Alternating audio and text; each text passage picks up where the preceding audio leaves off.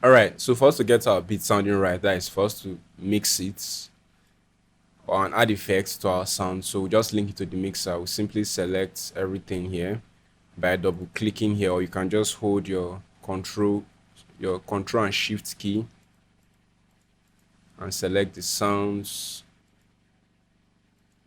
Yeah. So we just link it to the mixer. So here we can add effects and play with it. So let's do a little bit of mixing and see.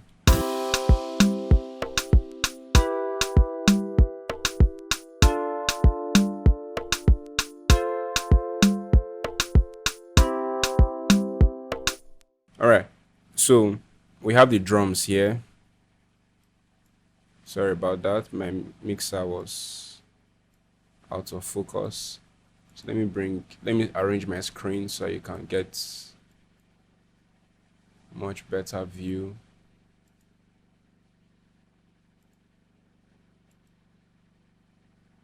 All right.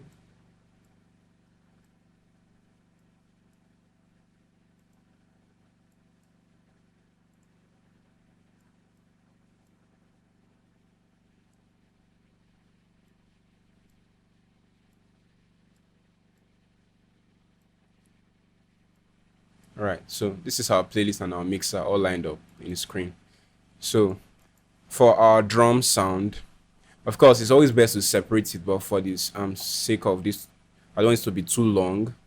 You can always duplicate it and bring them out separately because routing it is not so easy to explain in this tutorial. Like to route it out separately, it's not so easy.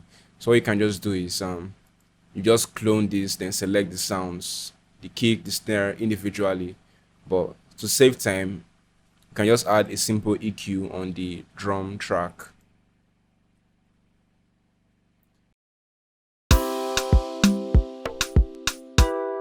We'll cut out some low end here, do some boost on the high end, and of course just do a little dip on the low end. Just little changes. We don't need to do too much, just little changes. And then we'll add a little compression. A compressor helps to tame the dynamic range. So we'll add a compressor. Dynamics is under dynamics, fruity compressor, yes. So the threshold should be something light.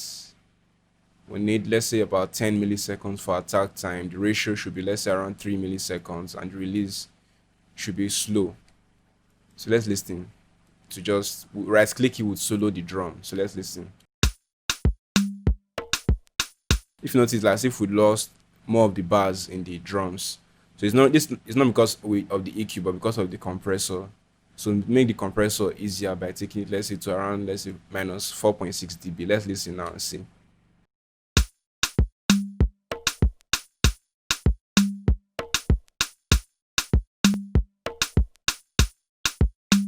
So let's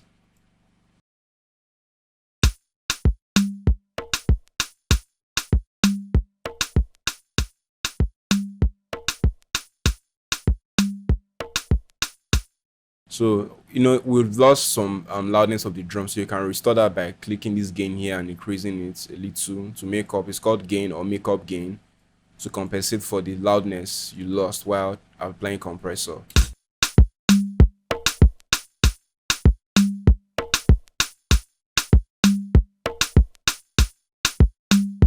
So now for our sounds, we can come here and add okay, our first main sound was this. We'll just pan it slightly to the right or left. Let's say less than 10%. Just slightly left or right. Then we'll add EQ to take out some of the muddiness.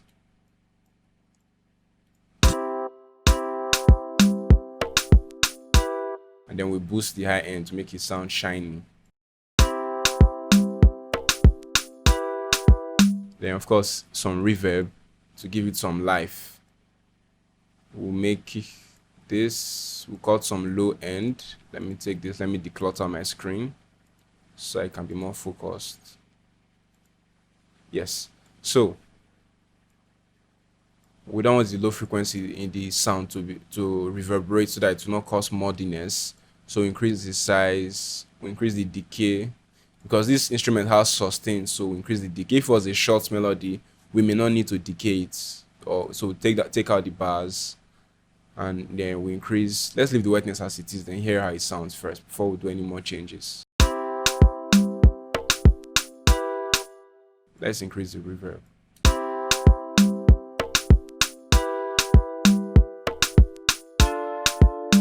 So a secret I'm going to share with you: to make your instruments pop in a mix, you add a little bit of saturation. I typically use fruity fast distortion. You just turn down the mix a little so it doesn't sound too much. No, we don't want it to have that feel, just a little.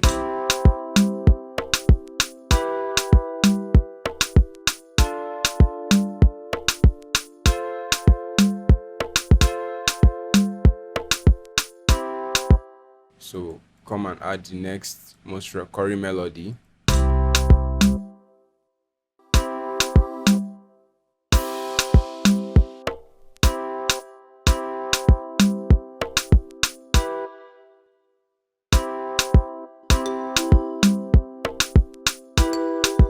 So when you have elements that are in the same like family or the same sound, have the same maybe feel or sound type, you pan them in opposite direction. Like this marimba sound, it kind of sounds close to a keyboard sound. Like they have the same characteristics, so you pan them opposites. The triton is panned to the left, about 10% to the left, roughly 10% to the left, and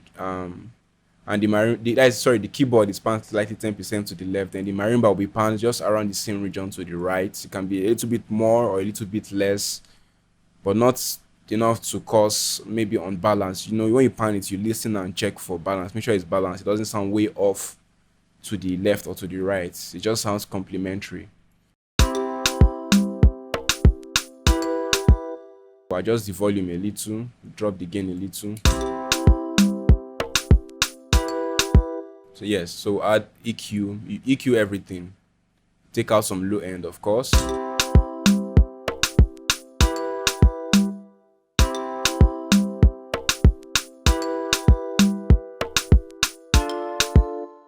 Fine.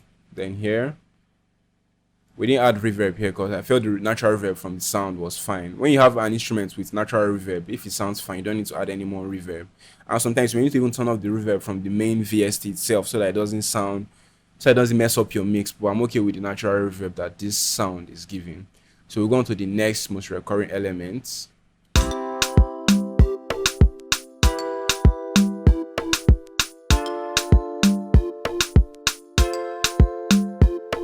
So when you are trying to pan your supporting or counter melodies, you are free to go a little bit further to the left or to the right than you would with your primary melodies. So I took this all the way to about, let's say, about 35% to the right, roughly 35% to the right. And of course, I'll EQ it.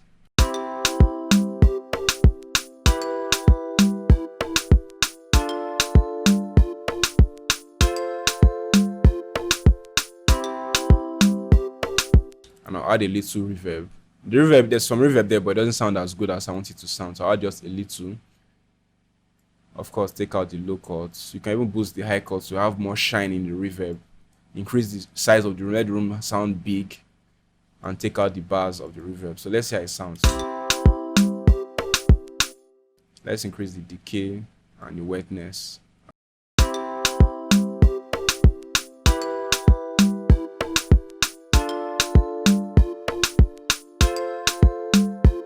I like that. I think the reverb is fine.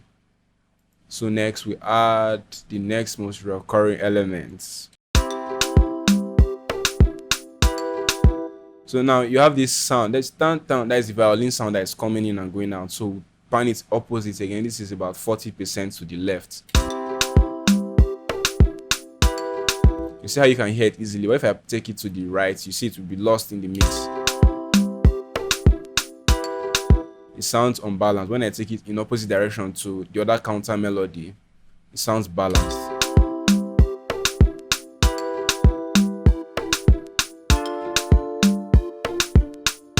course, we take out the low frequency. Just when EQ, do not EQ so much that you change the nature of the sound. You just EQ to take out the unnecessary parts. So when you start to notice your EQ changes, then you have to tone it down. So you should not EQ so much that it becomes overly noticeable. Just slightly noticeable is fine, especially with your kick, your snare, and your melodies, or even vocals too.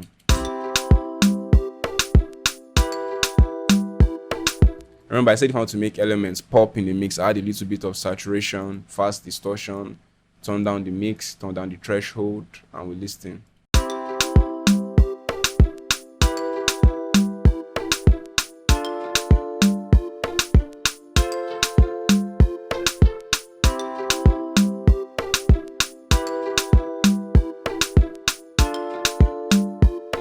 So I adjust the pan to about 30%. It was too far off to the left, so I adjusted it to about 27 to 30% in the stereo field.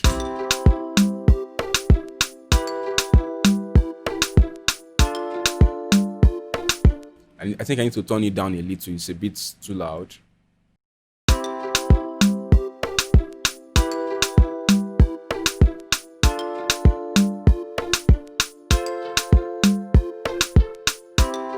Yeah, I think that's fine.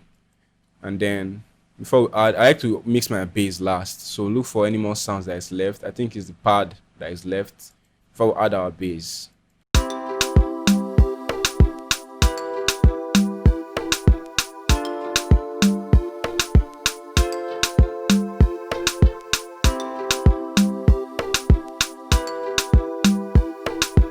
I think our drum is becoming too loud, so we can reduce the volume of our drums by just dragging this down.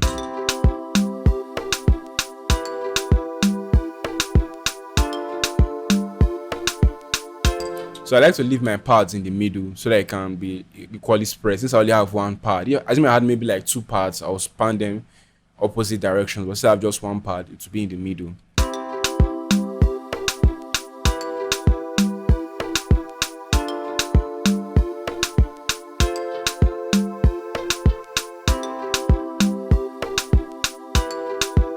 Of course, we EQ it, EQ everything, baby.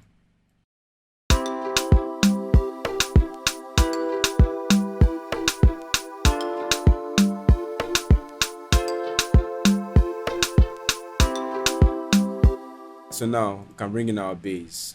Ooh, that's very loud. Turn it down.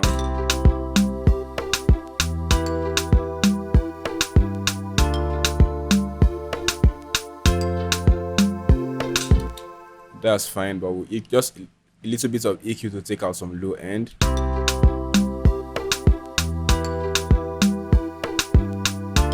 Or since there's no information here, there's no need to take it out, but you can just take it out just to create room. But there's really no need since there's no information here.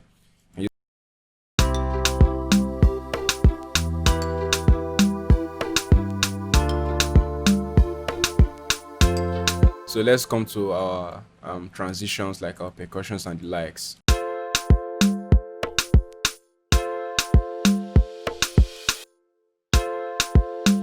Reduce the volume.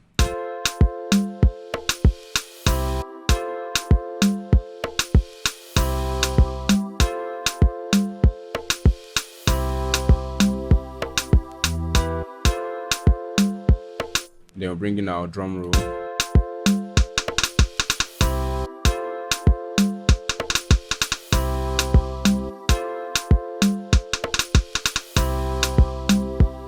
EQ it.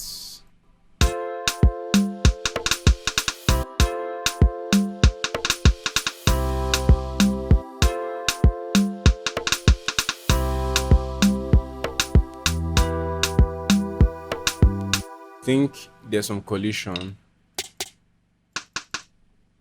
so let's use this sound.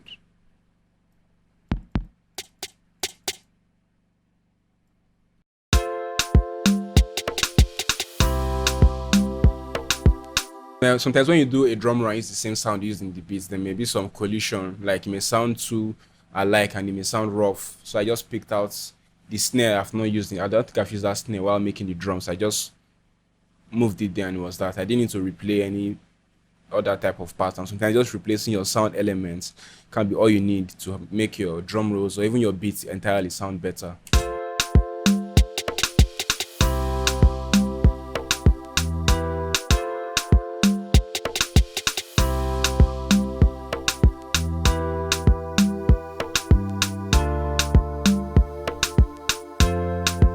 So yeah, that's pretty much how to mix your beat on the fly before you post it up.